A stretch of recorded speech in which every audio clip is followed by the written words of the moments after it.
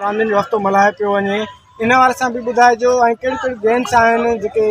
खेॾायूं वेंदियूं शागिर्दनि लाइ, ऐं सिंध हुकूमत पारां जेको आहे तव्हां जी कहिड़ी हेल्प करे रही आहे? सही रवायती तौर ते हर साल जीअं उस्ताद Bukhari government degree college Dadu play for Pakistan के उनवान तहत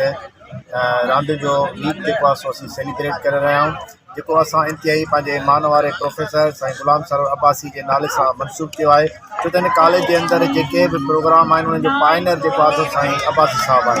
त उन हवाले सां हीअ जेको प्रोग्राम आहे जंहिंमें क्रिकेट आहे, हॉकी आहे, फुटबॉल आहे, सेक रेस आहे, स्लो साइकिलिंग आहे, बैडमिंटन आहे ऐं टग ऑफ वार आहे, जेवलिन थ्रो आहे, त मुख़्तलिफ़ क़िस्मनि जूं जेके बि गेम्स आहिनि उहे असीं हिन प्रोग्राम जे अंदरि रखियूं आहिनि, जंहिंसां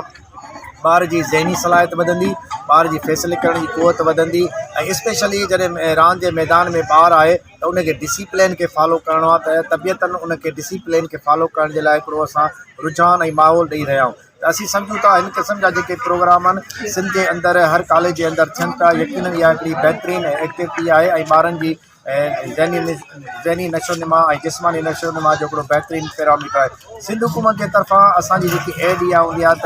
असीं पंहिंजे कॉलेज में पंहिंजे रिसोर्सिस जे तहत हीउ प्रोग्राम कराईंदा आहियूं, जंहिंमें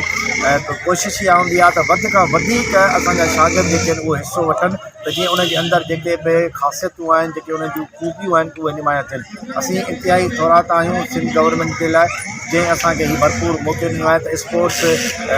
जेको आहे सो गाला या प्ले फॉर पाकिस्तान जो जेको गेम्स इवेंट आहे उहे असीं सेलिब्रेट करे रहिया आहियूं।